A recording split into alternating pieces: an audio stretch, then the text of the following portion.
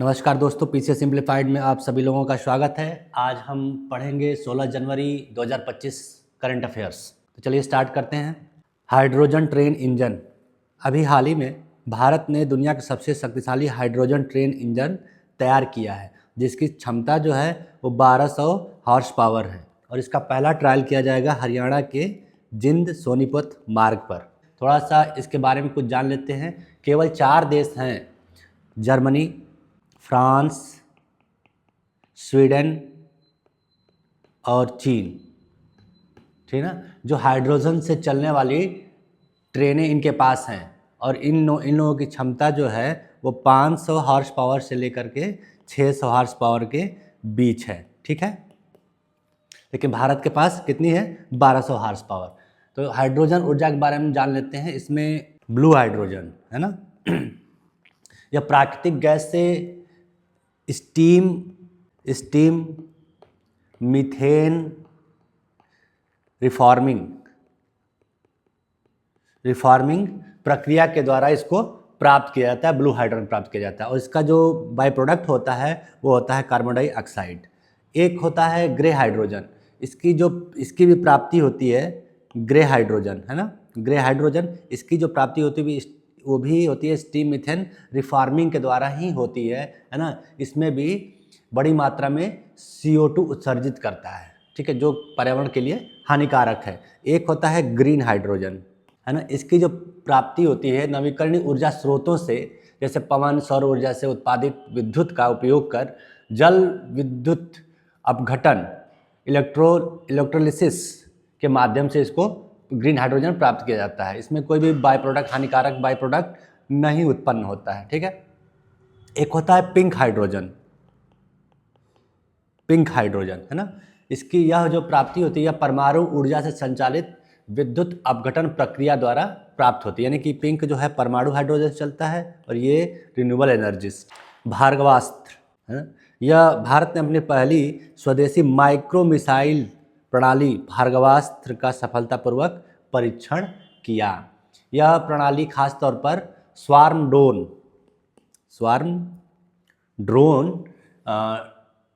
के खतरों से निपटने के लिए इसको डिज़ाइन किया गया है। स्वार्म ड्रोन क्या है? ये स्वार्म ड्रोन एक साथ कार्य करने वाले कई मानव रहित वाहनों का समूह होता है ना, जो समन्वित तरीके से काम करते हैं और एक बड़े खतरे के रूप में उभर सकते हैं। बेसिकली यह क्या है?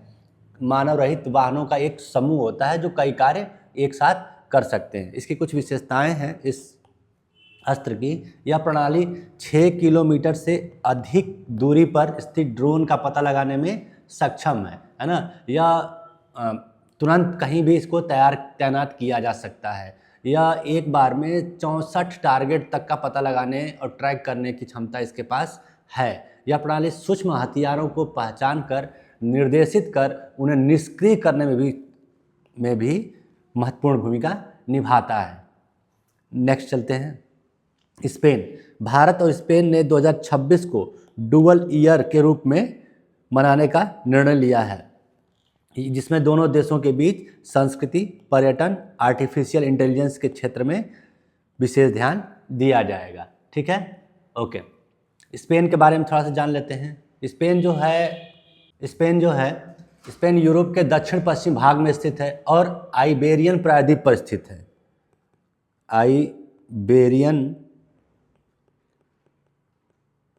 प्रायद्वीप पर स्थित है, ठीक है। इसके पश्चिम में पुर्तगाल है ना, उत्तरा, ठीक है, अंडोरा ये, और ये फ्रांस, ठीक है।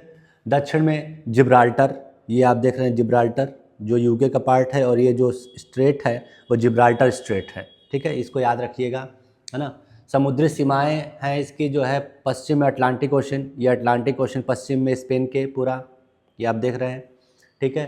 पूर्व में भूमध्य सागर और बेल्टिक सागर है ना, ये भूमध्य सागर है और ये है बेल्टिक सी। ये याद रखिए कहाँ है, बेल्टिक आइलैंड भी है, उसी के बगल में बेल्टिक सी है, ओके। और दक्षिण में है अल्बोरान सागर, ये है अल्बोरान, ठीक। तो अल्बोरान सागर, मेडिटेरियन सी, बेल्टिक सी, है ना, अटलांटिक ओशन, जिब्राल्टर स्ट्रेट, ये आप लोगों ने देखा। और ये इसके आसपास के कौन है, फ्रांस है उधर, ठीक है। अच्छा, इसमें एक पायरेनीज पर्वत श्रृंखला है जो स्पेन को फ्रांस से अलग करता है, ठीक है। उस श्रृंखला का क्या नाम है, पायरेनीज, पायरेनीज, पायरेनीज पर्वत श्रृंखला है। इसकी स्पेन में प्रमुख नदियां हैं जैसे एब्रो, एब्रो, टैगस, डोरो, है ना, ये सब नदियां हैं। इसमें एक कुछ यूरोप में एकमात्र मरुस्थल है, उसका नाम है टेबरनास। क्या नाम है, टेबरनास, एक मरुस्थल है, ठीक है। और मेसेटा सेंट्रल पठार है, एंडालूसी मैदान है ना, मैदान जो है एंडालूसी है, ठीक है। ओके, नेक्स्ट, सिल रिवर। ओके, नेक्स्ट, कोरकू भाषा का 500 शब्द का एक शब्दकोश तैयार किया गया है अभी, है ना। मध्य प्रदेश के खंडवा जिले में स्पंदन समाज सेवा समिति ने कोरकू भाषा का 500 शब्दों का एक शब्दकोश तैयार किया है। यह भाषा संरक्षण और पुनरुद्धार की दिशा में एक महत्वपूर्ण कदम है। कोरकू भाषा बेसिकली ऑस्ट्रो एशियाटिक मूल का है, एशियाटिक मूल की भाषा है। इसे नॉर्थ मुंडा भाषा समूह में रखा गया है। इसे जो है नॉर्थ मुंडा भाषा समूह के अंतर्गत रखा गया है, और ठीक है। और यह झारखंड के मुंडारी भाषा के समान है। People's linguistic survey of India ने कोरकू को भारत की विलुप्त होने वाली भाषाओं में शामिल किया है। कोरकू भाषा मुख्य रूप से मध्य प्रदेश के पूर्वी निमाड़, बैतूल, नर्मदापुरम के कुछ हिस्सों में बोली जाती है। इसके अलावा यह महाराष्ट्र के अमरावती, अकोला, वर्धा जिलों में भी प्रचलित है। कोरकू भाषा की लिपि के रूप में देवनागरी और रोमन का उपयोग किया जाता है, ठीक है। नेक्स्ट चलते हैं, अभ्यास डेविल स्ट्राइक। यह अभ्यास जो है भारतीय सेना और भारतीय वायुसेना के बीच अभ्यास डेविल स्ट्राइक हो रहा है ना। इसका उद्देश्य सेना और वायुसेना के संयुक्त संचालन में तत्परता को बढ़ावा देना है, ठीक है। इसका जो अभ्यास है प्रशिक्षण रेंज में किया जा रहा है। इसमें कोई खास बात नहीं है, बस इतना ही जानना है कि किनके बीच हो रहा है, ठीक है। नेक्स्ट चलते हैं, पीवी सिंधु। आप इनको बहुत जानते ही होंगे, पीवी सिंधु जी को। तो पीवी सिंधु को प्यूमा इंडिया का ब्रांड एम्बेसडर नियुक्त किया गया है। यह एक महत्वपूर्ण साझेदारी है जिसमें प्यूमा और सिंधु मिलकर बैडमिंटन की एक नई श्रृंखला पेश करेंगे। इसके तहत, साझेदारी के तहत प्यूमा सिंधु के साथ मिलकर उच्च प्रदर्शन वाली बैडमिंटन रेंज की एक श्रृंखला बनाएगी, है ना। और यह पहल जो है 2025 इंडिया ओपन के दौरान शुरू होगी। 2025 इंडिया ओपन के दौरान शुरू होगी, ठीक है। भारत डायनामिक्स लिमिटेड, BDL, यह रक्षा मंत्रालय ने भारतीय नौसेना के लिए मध्यम दूरी की सतह से हवा में मार करने वाली मिसाइलों की आपूर्ति हेतु भारत डायनामिक्स लिमिटेड के साथ 3000 करोड़ का अनुबंध किया है।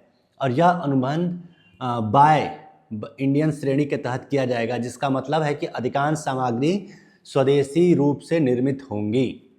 थोड़ा सा बाय BDL के बारे में जान लेते हैं। BDL का मुख्यालय जो है हैदराबाद में है, हैदराबाद में स्थित है। और यह भारतीय रक्षा मंत्रालय के अधीन एक सार्वजनिक क्षेत्र का उपक्रम है। इसकी स्थापना जो है 16 जुलाई, हालांकि पूछेगा नहीं लेकिन फिर भी आप जान लीजिए, 16 जुलाई 1970 को की गई थी, ठीक है। इसका उद्देश्य भारतीय सशस्त्र बलों के लिए निर्देशित मिसाइल प्रणालियों और अन्य संबंधित उपकरणों का निर्माण करना है, ठीक है।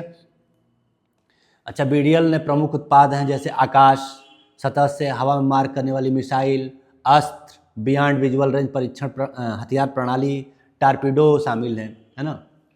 इसके विनिर्माण की 4 इकाइयां हैं BDL की, तेलंगाना, आंध्र प्रदेश में स्थित है और कंपनी अभी हाल ही में महाराष्ट्र के अमरावती में एक नई इकाई स्थापित कर रही है। तो आज का करंट अफेयर्स यहीं समाप्त होता है। चलिए, धन्यवाद। आप लोग मन लगा के पढ़ाई करते रहिए, ठीक है। और हमसे जुड़ने के लिए पीसीएस सिंप्लीफाइड के चैनल को आप फॉलो कर सकते हैं और स्पीड से सुनने के लिए अपना स्पीड बढ़ा सकते हैं इसका, ठीक है। ओके।